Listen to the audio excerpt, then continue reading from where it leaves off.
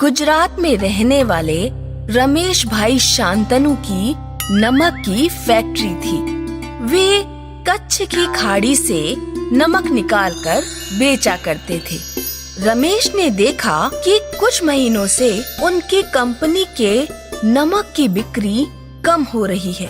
उन्होंने ये बात अपने मैनेजर को बताई। सर, हमें कोई आकर्षक ऑफर निकालना चाहिए, इससे हमारे नमक की बिक्री बढ़ सकती है। आकर्षक ऑफर? ऐसा करो, नमक में सोने का ऑफर निकालो। उज्ज्वला नमक खरीदो और सोने के बिस्किट जीतो। रमेश भाई शांतनु का नमक गुजरात और राजस्थान के बहुत सारे गांव में सप्लाई होता था। राजस्थान में तारापुर नाम का एक गांव था, जहां पिंटू और मालू का परिवार रहता था। पिंटू और मालू के पिता एक गरीब किसान थे। उनके खेत में खाने भर के लिए ही अनाज हो पाता था। माँ, दिवाली आने वाली है। पिछली बार आपने कहा था कि हम टीवी और फ्रिज खरीदेंगे। अगर हमारे फ्रिज होगा तो फ्रिज का ठंडा पानी पी पाएंगे, टीवी होगी तो हम खूब सारे नाटक देख पाएंगे। हाँ, और पिक्चर भी, जैसे प्रधान जी के यहाँ पर पिक्चर चलती है, राजा हिंदुस्तानी, फूल और कांटे, दिल वाले। बच्चों, हमारे घर टीवी और फ्रिज नहीं आ सकते। हमारे पास कभी इतने पैसे इकट्ठे हो ही नहीं पाते कि हम टीवी और फ्रिज खरीद सके। लो, पिताजी आ गए। किस चीज पर बहस हो रही है? पिताजी, इस दिवाली पर हमें टीवी और फ्रिज खरीदना है। अच्छा, मैं बक्से में देखता हूँ कि हमारे पास कितने पैसे हैं। मालू के पिता बक्से से सारे पैसे निकालकर गिनते हैं। बच्चों, हमारे पास तो सिर्फ 4,900 है।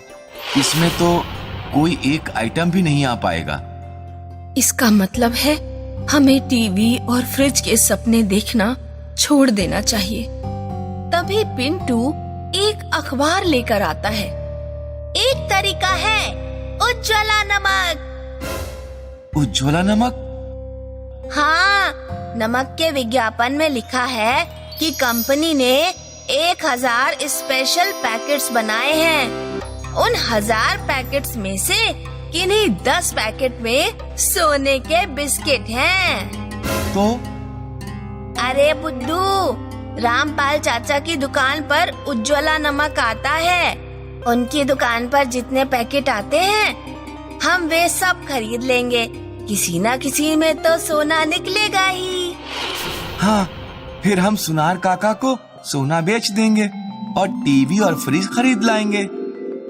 पिंटू और पिंटू के पापा रामपाल चाचा की दुकान पर जाते हैं।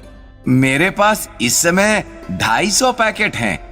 5000 दो और सारे पैकेट ले जाओ। हमारे पास इस समय 4900 हैं। कोई बात नहीं, 100 बाद में दे देना। पिंटू और पिंटू के पापा उज्ज्वला नमक के 250 पैकेट घर ले जाते हैं। चलो, पैकेट खोलना शुरू करते हैं। पूरा परिवार सुबह से शाम तक नमक के पैकेट खोलता रहा, लेकिन किसी में सोना नहीं निकला। हमारे घर नमक का ढेर लग चुका है और मात्र 4 पैकेट बचे हैं। वे लोग एक एक पैकेट हाथ में लेते हैं और उन्हें भी खोल देते हैं। अंतिम 4 पैकेट में भी किसी में सोना नहीं मिलता। पूरा परिवार रोने लगता है। उसी समय पिंटू और मालू की मौसी शहर से आती हैं। अरे क्या हुआ दीदी, सब लोग रो क्यों रहे हैं? मालू की माँ अपनी बहन को सब कुछ बताती है। अरे तुम लोग बहुत भोले हो, कोई कंपनी 20 रुपए के नमक में सोना दे देगी क्या? ये सब कंपनियों की चालाकी होती है, अपनी सेल बढ़ाने के लिए। उधर गुजरात में रमेश बहुत खुश था। सर, आपकी ट्रिक काम कर गई। हमारे नमक की सेल 2 गुनी हो गई है। और अभी कुछ देर पहले मुझे खबर मिली है कि राजस्थान की एक दुकान से किसी ने 250 नमक के पैकेट खरीदे। हमने लोगों को अच्छा उल्लू बनाया। उस रात पिंटू के घर सब सो रहे थे। रात में पिंटू पानी पीने के लिए उठा। उसने देखा कि कोने में एक नमक का पैकेट पड़ा है। लगता है ये पैकेट रह गया। पिंटू जब वो पैकेट खोलकर सारा नमक बाहर लौटता है तो पैकेट में से 2 सोने के बिस्किट निकल पड़ते हैं। माँ, पिताजी, मौसी, सोना मिल गया। पिंटू के पापा अगले दिन ही बाजार जाकर सोना बेच देते हैं और टीवी और फ्रिज खरीद लाते हैं। ये हुर्रे, अब हम टीवी देखेंगे और ठंडा पानी पिएंगे। नमक में सोने की खबर पूरे गांव में फैल जाती है। गांव के लोग दौड़ते हुए रामपाल चाचा की दुकान पर पहुंचते हैं, लेकिन उन्हें नमक नहीं मिल पाता।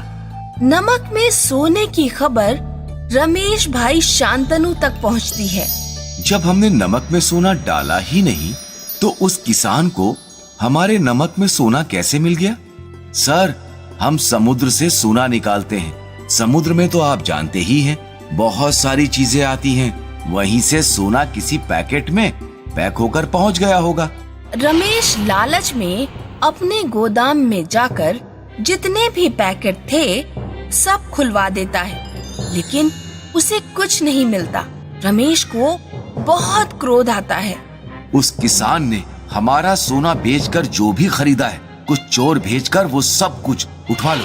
ये आप क्या कह रहे हैं सर? एक छोटे से किसान से ईर्ष्या करना सही नहीं है। मैं जो कह रहा हूँ करो। उसने हमारे नमक का फायदा उठाया है। एक रात पिंटू के घर चोर घुस आते हैं और सामान चुराने लगते हैं। मालू उस समय ठंडा पानी पीने के लिए उठा था। उसने चोर देखे तो शोर मचा दिया। पूरा गांव वहां इकट्ठा हो गया और चोर पकड़ लिए गए। पुलिस बुलाई जाती है। चोर कबूल कर लेते हैं कि उन्हें उज्ज्वला कंपनी के मालिक ने भेजा है। खबर अखबार में छप जाती है। लोग उज्ज्वला नमक का बहिष्कार कर देते हैं। रमेश का बहुत नुकसान होता है। तुमने ठीक कहा था। मुझे एक छोटे से किसान से ईर्ष्या नहीं करनी चाहिए थी। मैं कितना पागल था और अब मुझे इसका परिणाम भुगतना पड़ा। तभी तो कहते हैं किसी से ईर्ष्या नहीं करनी चाहिए। जो जिसकी किस्मत में होता है वो उसे मिलकर ही रहता है। सुमेरो गांव के किसान हरीश को अपनी पत्नी कंचन से 3 बेटे हुए। जब हरीश की उम्र बहुत ज्यादा हो गई तो उसने खेतों में काम करना छोड़ दिया। अब तो मुझसे पहले जैसा काम नहीं होता। सारा दिन कमजोरी लगती है। अब वक्त आ गया है। आपको काम का सारा बोझ तीनों में बांट देना चाहिए। अरे खेतों की जिम्मेदारी किसे दो? सबसे लायक बेटा कौन है? ये कैसे पता चलेगा? आप तीनों की परीक्षा क्यों नहीं ले लेते? अगली सुबह हरीश ने अपने तीनों बेटों कमलेश, महेश और जिनेश को बुलाया। तुम तीनों में से जो सबसे ज्यादा जिम्मेदार होगा, मैं अपने खेत उसी बेटे को दूंगा। बाबूजी, सबसे लायक मैं ही हूँ। तुम दोनों मुझसे छोटे हो और ना समझ भी। सबसे लायक मैं हूँ। नहीं, मैं हूँ लायक। इस बात का फैसला मैं करूँगा।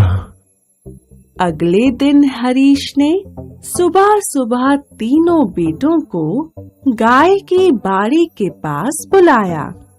अरे यार, बाबूजी ने इतनी सुबह सुबह यहाँ क्यों बुलाया है?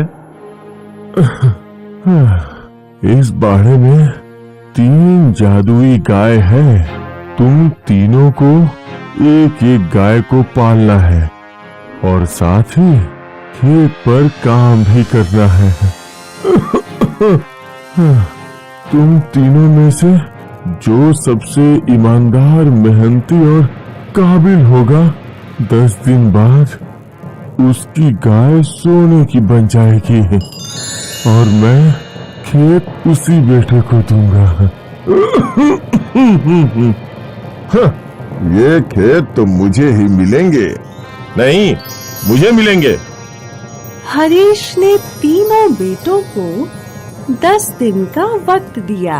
तीनों बेटे अपनी अपनी गाय लेकर चले गए।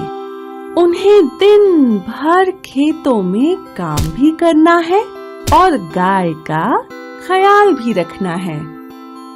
शुरू में तो तीनों अपनी गाय का ध्यान रखते हैं, मगर 2 दिन बाद ही महेश और कमलेश गाय की सेवा से चिढ़ने लगते हैं। अरे कितना चारा खाएगी तू? मैं तेरा ध्यान रखूं या इन खेतों का? है? सबसे बड़ा बेटा कमलेश खेतों में मेहनत करने के बजाय सिर्फ गाय के पास बैठा रहता। ले, तेरा चारा, तुझे और चारा दूंगा, बस तू सोने की गाय बन जा। लेकिन तीसरा बेटा जिनेश ईमानदारी से गाय की सेवा भी करता और रोज खेतों पर बुआई करने भी जाता। इस तरह 10 दिन बीत गए। अब तीनों बेटों की अपने पिता से मिलने की बारी थी। हे भगवान, मेरी गाय तो सोने की बनी ही नहीं।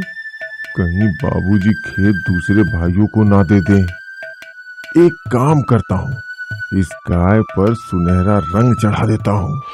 अरे रुक रुक रुक रुक, कहाँ भाग रही है? रुक जा रुक जा। कमलेश की तरह महेश ने भी डर के मारे अपनी गाय पर सुनहरा रंग चढ़ा दिया। अरे सिंह क्यों मार रही है? रुक रुक रुक रुक रुक रुक रुक रुक, अभी तेरी पूंछ पकड़ता हूँ। कमलेश और महेश अपनी अपनी गाय लेकर हरीश के पास गए। कमलेश और महेश की सुनहरी गाय देख हरीश हैरान हो गया।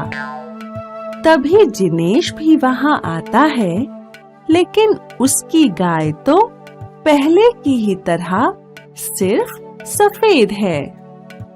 मुझे माफ कर दीजिए बाबूजी, मैं आपकी कसौटी पर खरा नहीं उतर सका। ये कुछ पैसे हैं जो मैंने गाय का दूध बेचकर जमा किए हैं। आप खेत को बड़े भाइयों में बांट दीजिए। हरीश को अब फैसला करना था। बहुत सोचने के बाद उसने फैसला किया। मेरे सारे खेत आज से जिनेश संभालेगा।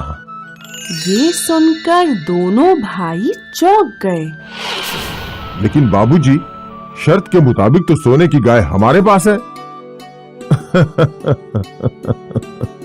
हाँ, ये कोई जादुई गाय नहीं है और ना ही ये कभी सोने की बन सकती है।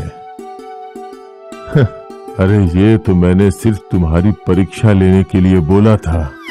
तुम दोनों ने अपने फायदे के लिए बेचारी गाय पर ऐसा गंदा रंग चढ़ाकर उसे परेशान कर डाला। तुम दोनों भाइयों की यही सजा है कि तुम लोग गाय का बाड़ा संभालोगे। इस कहानी से हमें ये शिक्षा मिलती है कि जो व्यक्ति फल की इच्छा किए बिना ईमानदारी से अपना काम करता है, सफलता उसे ही मिलती है।